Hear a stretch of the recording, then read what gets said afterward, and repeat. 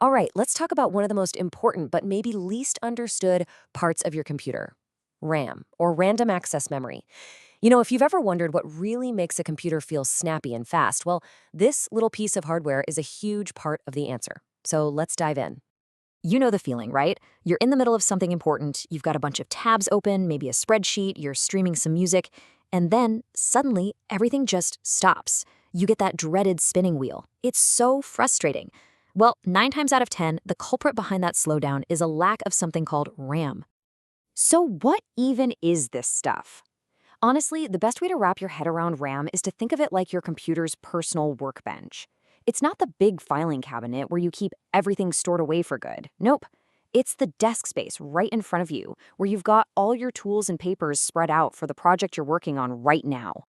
Okay, so let's get just a little bit technical for a second. RAM is what's called the main memory, and its whole job is to hold on to data temporarily so the computer's brain, the processor, can get to it in a flash. If RAM had a mission statement, it would be those two things, temporary storage and quick access. That's its entire purpose. And here it is. This is what we're talking about. It might just look like a little circuit board with some black chips on it, but those chips, the ICs, that's where all the magic is happening. That's the physical workbench we've been talking about, where all your active information lives.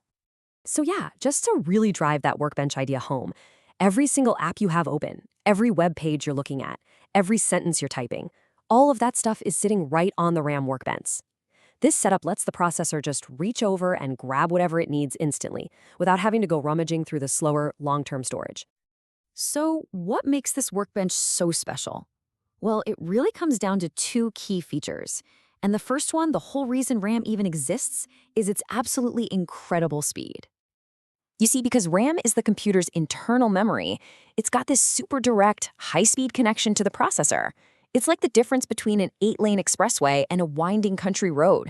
Getting data from RAM is a straight shot, and that's why it's light years faster than pulling it from anywhere else in the system.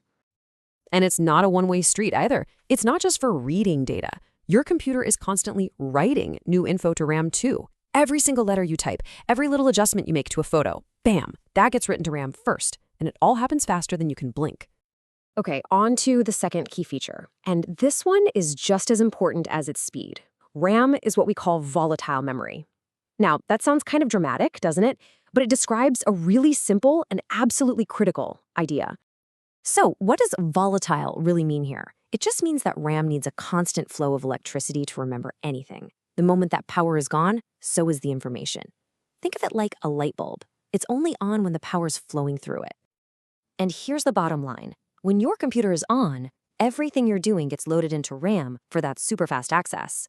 But the second you shut it down or lose power, poof, everything on that workbench is wiped clean. It just vanishes. And that is why you always have to save your work. You're literally moving it from this temporary workbench to a permanent filing cabinet. This brings us to a super helpful way to think about all this. To really get what RAM does, it's great to see what it doesn't do by putting it head-to-head with your computer's long-term storage, like its hard drive. This comparison makes it all so clear, doesn't it?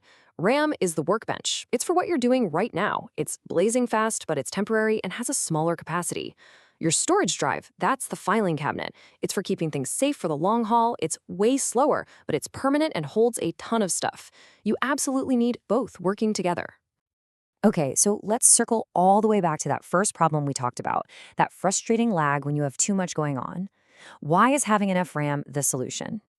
It really all comes down to this. More RAM means a bigger workbench. It's that simple. You can spread out more projects, have more apps open, and keep more files handy all at the same time without everything getting crowded and slow. With plenty of RAM, your computer's processor gets what it needs instantly, which makes the whole machine feel quick and responsive. It keeps it from having to constantly run back to that slow old filing cabinet to dig for information, which is exactly what causes that lag we all hate. So there you have it. RAM is your computer's essential, super fast, short-term memory where all the action happens. But that leaves us with one last kind of fascinating question, doesn't it? If this space is so critical, what on earth does a computer do when it runs out? I'll let you think on that one.